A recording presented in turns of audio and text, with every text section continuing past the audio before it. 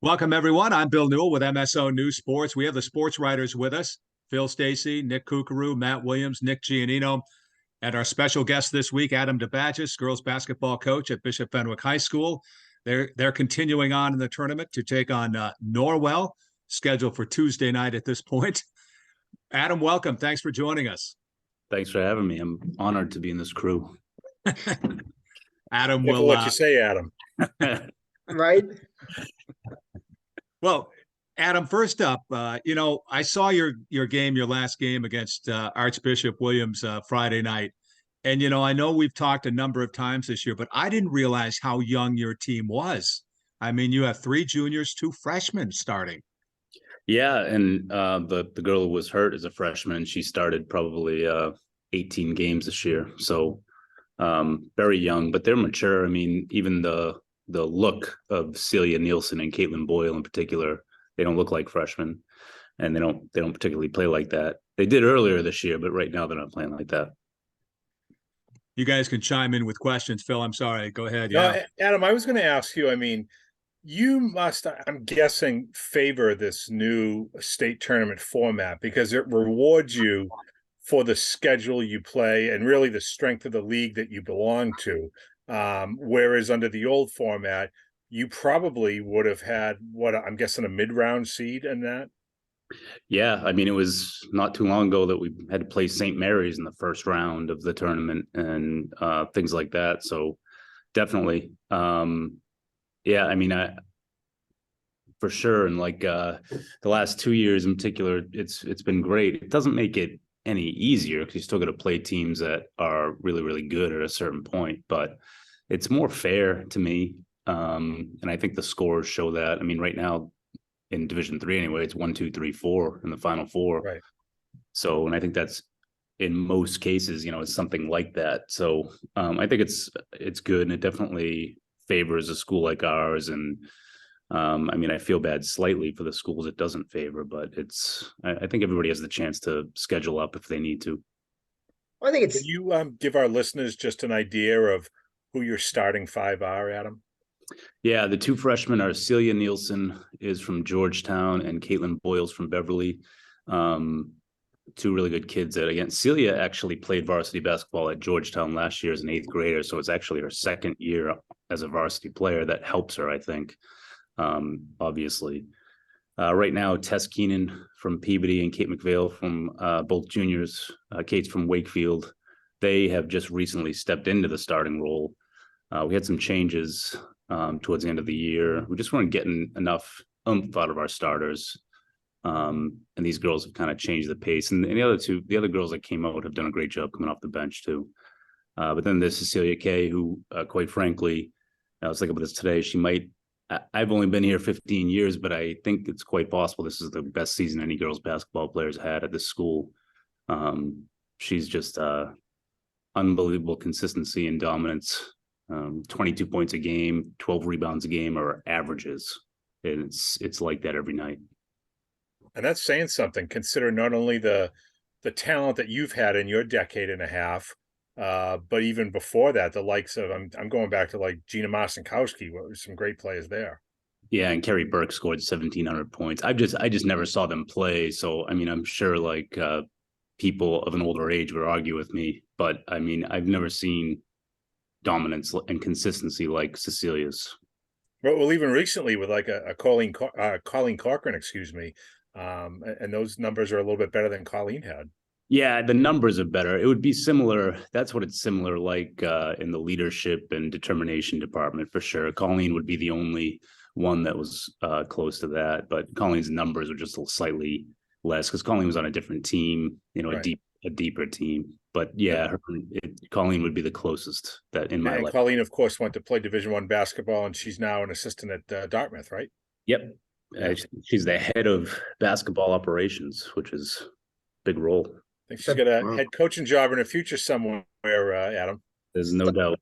Sounds like one of those things that you create when you run out of assistant coaching spots for the NCAA. But we'd be remiss. I know one of our regular viewers out there is like screaming at his computer about Amy Pelletier right now as far as the greatest Fenwick shooters ever, but I think that's kind of like comparing Steph Curry to Giannis.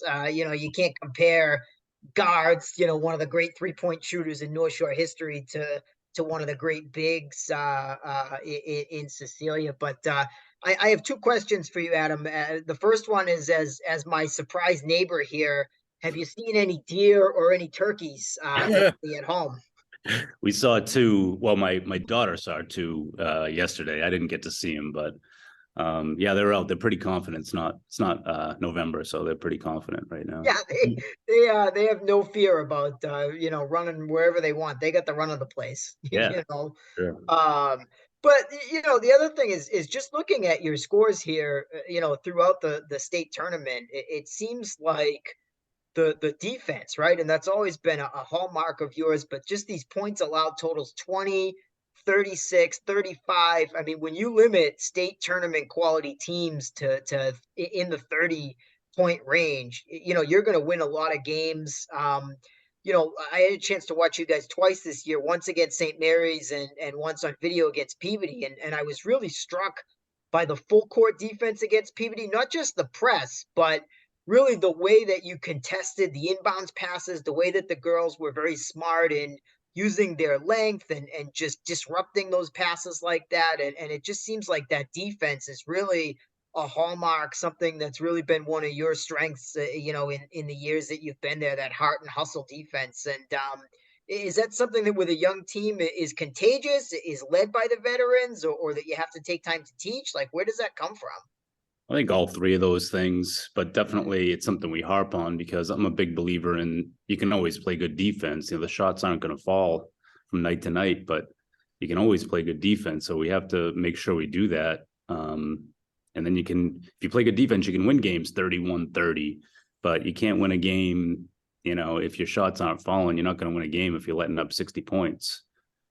So yeah, I'm a big believer in the defensive aspect and how much it matters. So yeah, it's all three things. Like we get great leadership from a person like Cecilia Kay, who sort of demands, not verbally, just through her own play, that everybody else plays. But it was kind of a struggle this year getting the freshmen to, I shouldn't even say the freshmen, them, but a lot. Yeah. Yeah. Most of the new players to understand what it really means to play 32 minutes. So all those little things like, denying the inbounder. And I hate watching games where someone just allows, like a side out to just be passed in. Why aren't we making it hard for them? So our goal is definitely to make everything hard for the offense. It's a great way to put it. What is the sort of, I don't know if you can put a percentage on it or just, your thoughts, like defensively, what is the split between, just straight up hustle and effort, and also just sort of those innate smarts? Like, it seemed to me watching you guys, like the kids just kind of have a sixth sense of where to be, of where to put their arms to sort of just make it hard for the opponent, like you said. And I think like sometimes we see teams over hustle, if that makes sense, and you end up, creating fouls and getting off balance and getting beat deep, right? And so like I think you guys have a great balance between those two things of the hustle, but also that sort of savvy, that sort of smarts that goes into defensive positioning. Yeah, I agree. And I think like even the last team we played is a team that really hustled on defense. We play a lot of teams, we watch it on film, that are very undisciplined on defense. Hustling doesn't mean like running and jumping to block a shot and then fouling a girl because she up faked on you. That's not hustling. That's just stupid. So yeah, we work hard on that. We teach, as far as like the deflections are concerned, we really try to teach hands and eyes on the ball. I think a lot of coaches teach like, you got to get them out of these old habits they learned in middle school where, you follow someone's chest or something like that. And we really try to keep the hands and the eyes on the ball and really fast feet. And I mean, percentage wise, so much of, you guys know, you watch enough sports, so much of sports is hustle and how much you care and heart and all that. So I think it's a lot of that. But yeah, the smarts, I think, just come in through hard work, through like film, and some kids just have it. We had Olivia Found last year. She just had the absolute IQ of Einstein on the basketball court. But some some kids have to learn that, through watching film. Hey, you could have done this here, we could have done that. Or these girls that I have are just very coachable. You can just mention it to them. Adam, I want to I piggyback don't off want of what Matt said there, Adam, and ask you, do you ever have to, and I don't know if this is the right phrasing or not, but do you ever have to undo something that, say, like an AAU coach might have taught one of your players about how you want to play defense, how we play team basketball, how it's us and not me kind of thing? I don't know if it's the AAU coach teaching that, but definitely, yeah. I mean, there's a lot of, I always think of the Yoda quote, "Unlearn what you have learned." Yeah. Not Is you it are. maybe an easier way to put it? I'll go back to your days, coaching baseball, like so that we don't maybe call out anybody specifically. But is it sometimes what they see on TV too? Like I'm thinking of like all the shortstops that used to try to throw like Jeter when they saw it Yeah. on TV. Maybe there's stuff like that translates to basketball. Yeah, it's just immaturity too. I think kids Yeah. see professionals do stuff, and they don't realize that professionals work their butt off to be that good. Like a guy like Steph Curry, yeah, is he hitting almost half court shots whenever he wants? Yeah, he shoots 1,000 hours a week, if that's possible. But 1,000 shots, yeah, however many hours. an English We teacher, get I'm it. not a math teacher. Steph's a All little right, bit we of a got- magician, so he might be able to finagle those hours a little bit. Yeah, we'll get the wording and how you said it was correct, even if the math was not. So Yeah. you're doing your job as an English teacher. Yeah, we're There not you a go. math show anyway. Yeah. Hey, Adam, I know we don't have. I know we got to let you go here, but what about Norwell, your next opponent? Give us the game preview. Tell us about Norwell. I think it's a very good matchup it's a very even matchup. It's going to be a close game, I think. And they have two very good starting bigs. We have two very good starting bigs, about the same size, with good guard play. So they are a team that sort of likes to set up plays. And so we'll see if we can change that a little bit, or at least bother it. But I do think that they have a small advantage in that we beat them last year. And I think they might be looking for revenge, and that sometimes can be a great, that's not to say our girls aren't as motivated. We lost in the Final Four last year, so we got girls that are probably motivated to win this game big time. So yeah, they're a really good team. They're a year older. They have most of their kids back from last year, which makes them a little more experienced. But I think our kids are playing at a level right now that I don't know if experience matters anymore. It's every court's the same lines, and you just try to harp on that. The crowd will be bigger, but the court's the same, the game's the same. Adam, has it been difficult at all to get the girls to focus on this game against Norwell when St. Mary's is on the other side of the bracket and you've seen them twice this year, obviously a big rival, and might have a chance to see them again in the championship? I mean, is it hard to get the girls to just focus on this game first? I don't know anymore.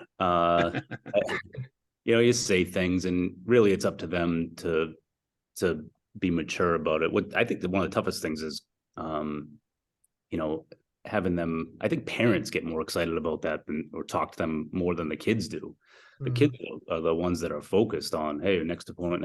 We really believe in that, but it's always like the dads mostly who are looking at Brett, like, hey, Mary's beat this team by them, so it probably is hard for them to focus, but they're doing a good job at it, because I think that I think the scores and how we've played proves that.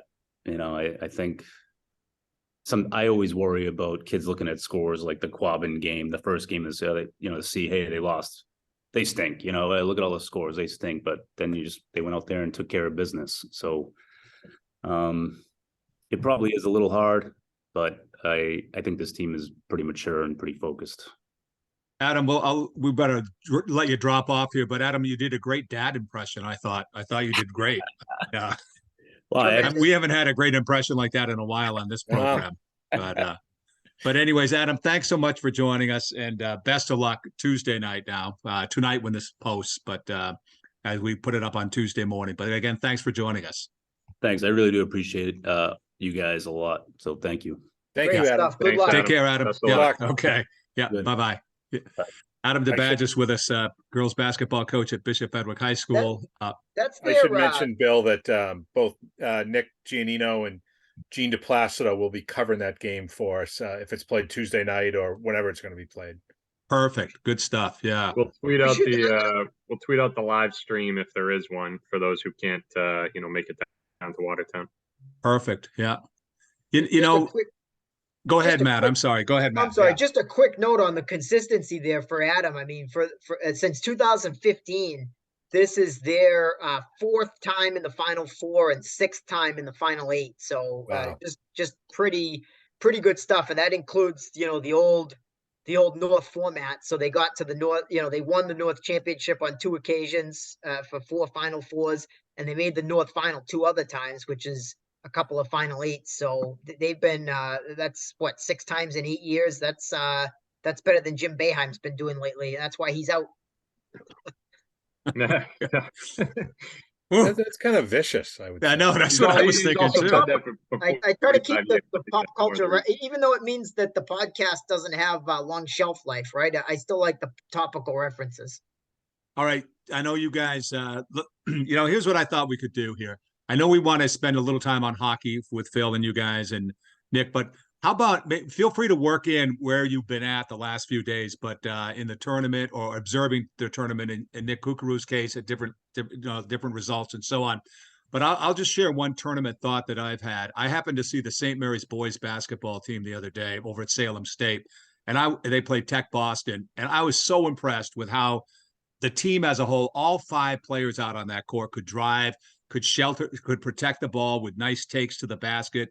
David Brown had 27 in that game, just another great performance for him. But that's one of the memories I have. The other one I think I also just listening to Adam just a moment ago talk about, how they would have to get through maybe St. Mary's or a team like St. Mary's in the North Final to get to the Final Four before.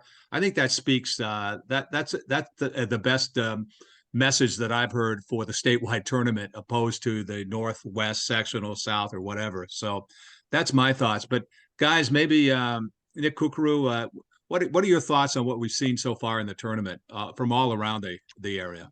I mean, well, from my area, I mean, I've had a team playing a week now, so nobody made it out of the round of 16 in my area. But I mean, get a home game, get as many home games as you can. I did a little bit of a deep dive last week. At least the 3 schools in my area, in the 5 seasons that we've had this statewide format, are 40-8 at home and 5-24 on the road, and 4-5 at neutral sites. So I mean, get into that top 8. That's probably the biggest takeaway I have. You get into that top 8, you're probably going to win a couple rounds. That's a great stat, Nick.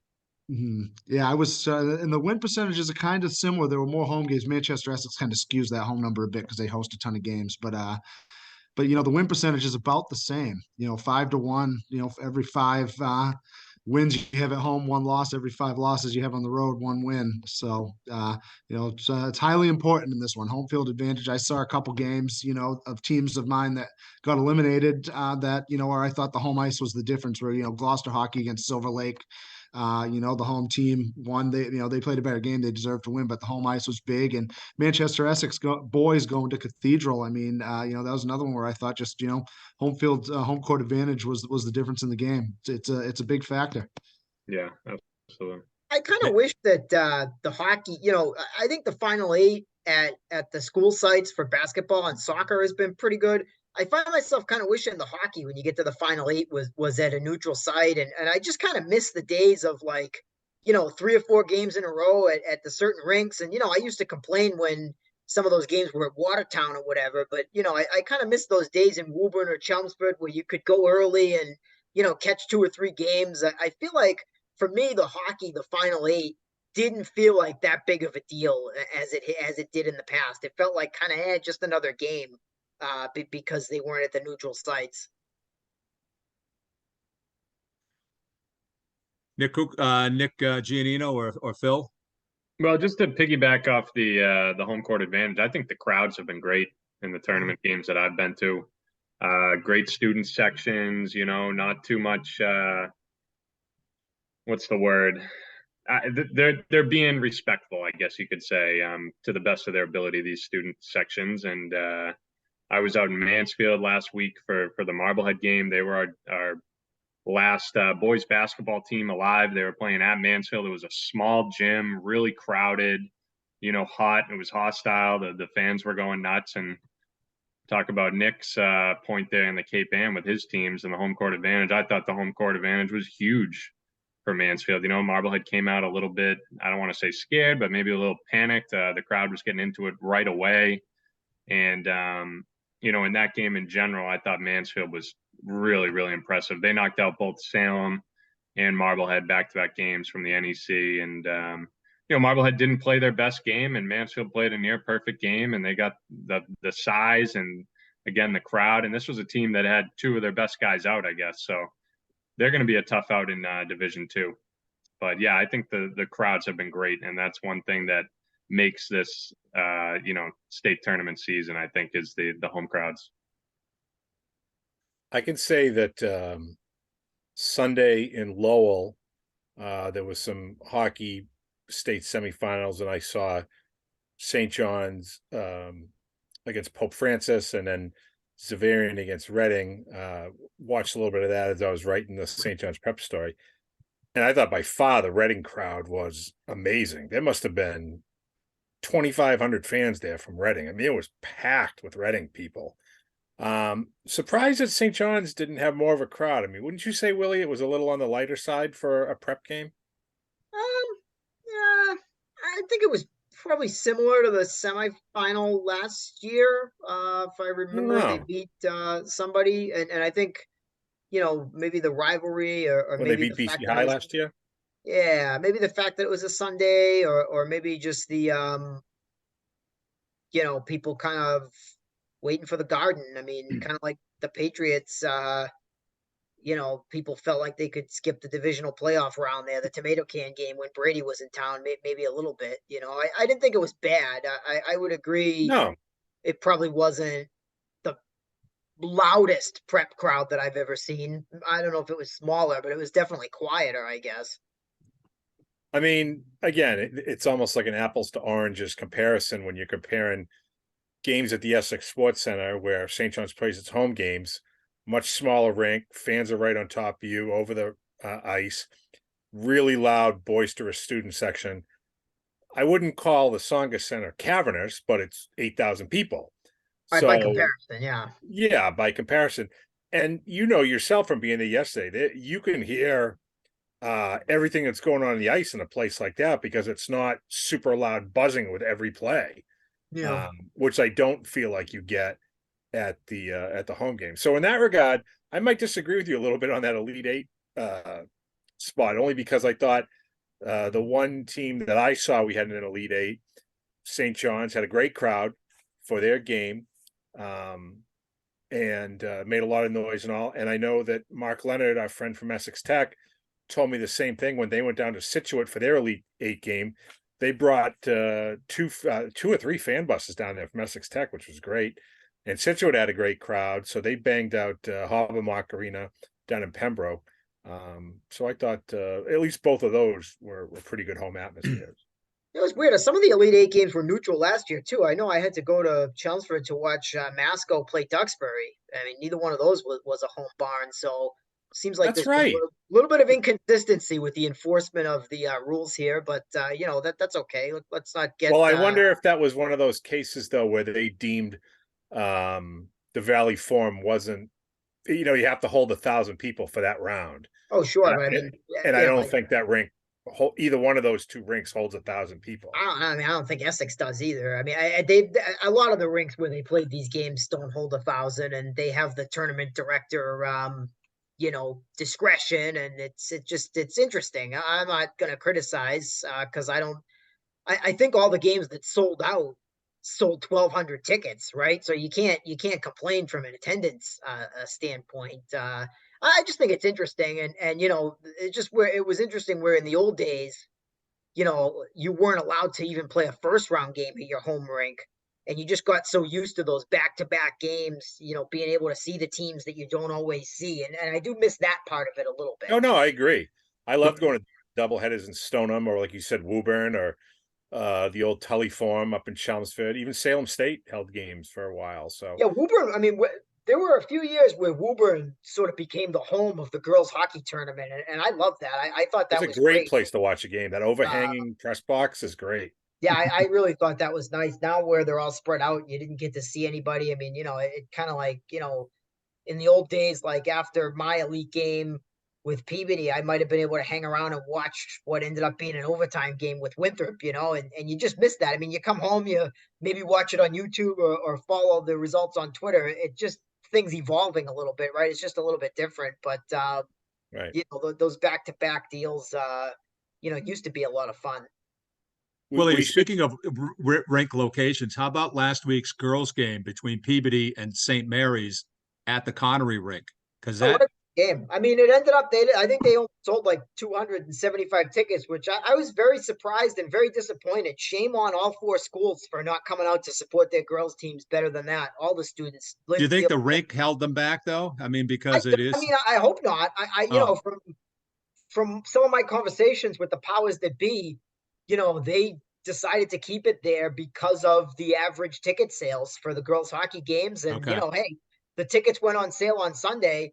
I believe had they sold out by Tuesday, they would have moved that game because the MIA wants its money. They would have stepped in and said, no, you play somewhere where you're going to sell tickets.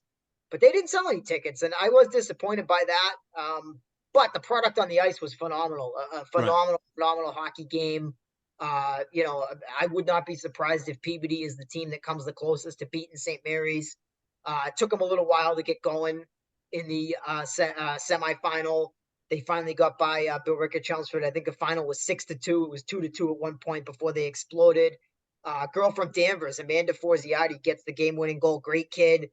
Played an eighth grade year for Beverly and has really kind of been the unsung hero on that top line for them, the kind of the third kid. So really nice for her to get that game winner. And, it was a phenomenal game.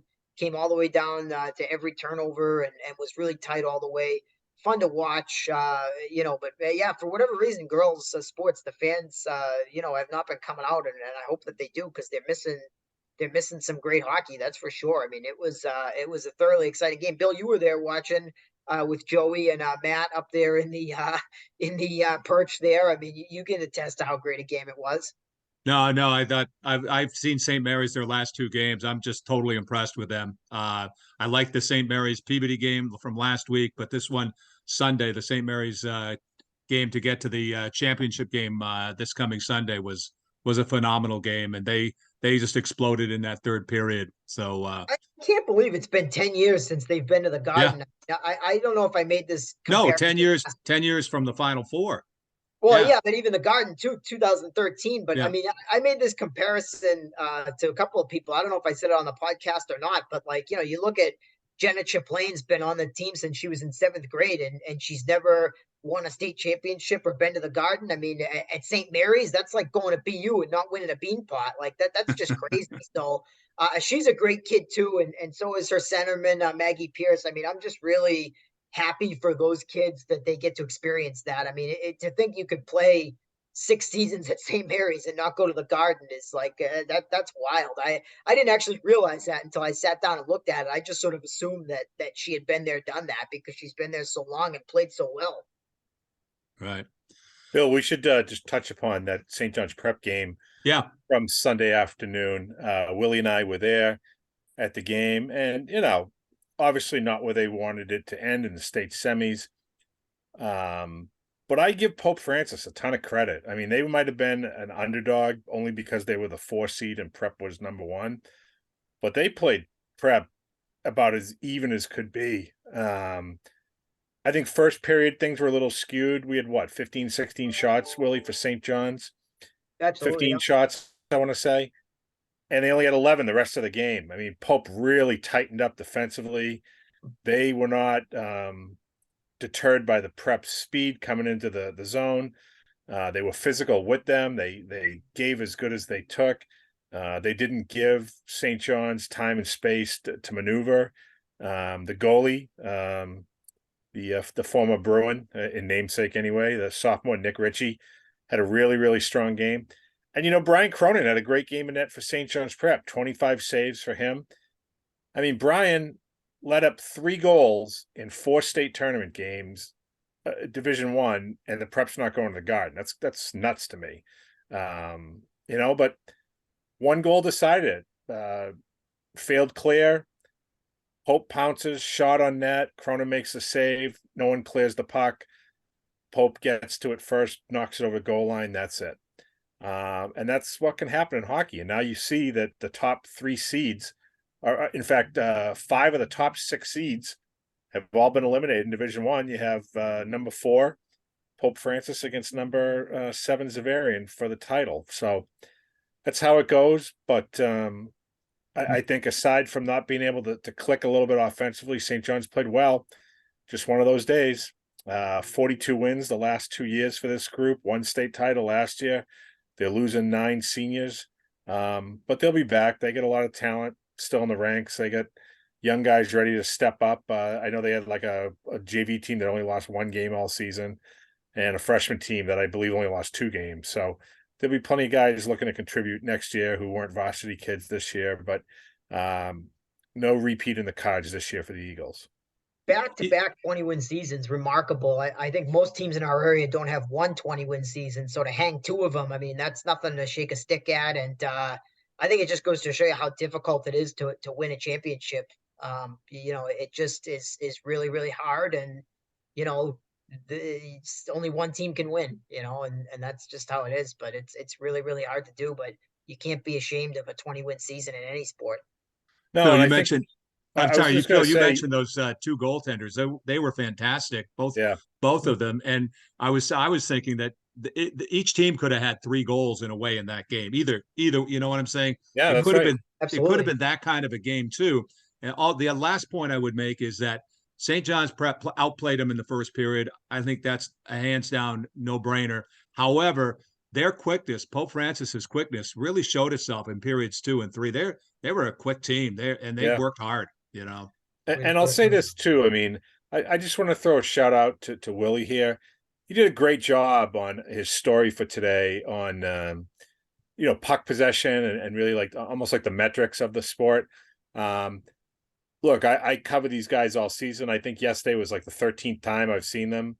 So you get to know them and tendencies and who does what and whatnot. But Willie was coming in with a fresh perspective and really found a great nugget to write about. I thought it was excellent. I told him last night I thought it was a great story. If you haven't had a chance to read that, check out Matt's story. Really, really good. Deep dive into not only the game itself, but how St. John's has kind of controlled the puck all season and how they had outshot teams by such a tremendous margin or whatnot. It's definitely well worth the 5-minute read. That's too kind. Too kind. Gentlemen, let's say we have 2 minutes left. Anything you guys want to mention that we haven't touched on? I want to say that, again, you mentioned earlier, Bill, talking about the boys team, but boy, you got to tip your hat to St. Mary's. I mean, they have 3 teams playing in the Final Four. I mean, the girls hockey team obviously is going to the state finals, but you have the boys and the girls basketball teams in the state semifinals, both playing at, is it Quincy, Nick? In Quincy. Yeah. In North Quincy. right? I don't care what division you're at. That's a remarkable thing to do. 3 from one school. Kudos to Jeff Newhall and his coaches and their athletes. Great work. And you know what? Let's hope they're all bringing home titles. Of course, if Bishop Fenwick plays St. Mary's and the rooting interest is a little bit split, but it's great for the area to see St. Mary's doing so well.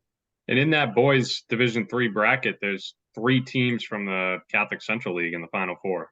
No kidding. You got St. Mary's, Archbishop Williams, and Cardinal Spellman all in there. Nice. Yeah. So, and they were, 1, 2, and 4 in the rankings. So it does seem, not to go back and harp on this too much, but it does seem like most of the top seeds have advanced to this Final Four in most brackets. There's some 9 seeds, 8 seeds, 5 seeds, but a lot of the top 4 teams have made it to the Final Fours. Kooks, And- did either of your the Toppin brothers go on after New England's to wrestle at all, or are they going to be doing anything with like East Coast championships or anything like that? Not that I've heard. I thought New England's was kind of their wrap up when both got to the medal stand, though. Yeah. And back to Endicott, we should give a shout out. Endicott men this Saturday. Tickets yes, Yeah. on sale, Yep, only $10. You're not going to get a better deal than that. NCAA tournament game to go to the Frozen Four. I was up in Vermont a week ago, and they were talking about Plattsburgh and Norwich possibly qualifying for the NCAA tournament. Sure enough, they both qualify for it. They play each other, and now the Endicott is playing the winner of that. I'm just blanking out who is did Platts is But Norwich won. Norwich won, right? Norwich Yeah, won, yeah. Norwich won, and it's at Endicott in their what would be their first game in the NCAA tournament hosting it. So nice Oh, achievement. like Willie for sure. said, what a great take. $10 to see a game that the winner is going on to the Final Four. It's super high end hockey. It's right in our own backyard. Great little barn to watch a game in where, from anywhere you look, you can see you get a great vantage point. It's a great take over there. Well, gentlemen, you guys have been a great take here this week on the podcast for sure. A special, we'd like to thank Adam DeBagis, Bishop Fenwick girls basketball coach, for joining us, and all you guys. I know you got another big week ahead of you guys, but we'll talk again very soon. Thanks, Bill. There Thanks, they Bill. are, the sports writers right here on MSONewsports.com and SalemNews.com and Gloucester Times website as well.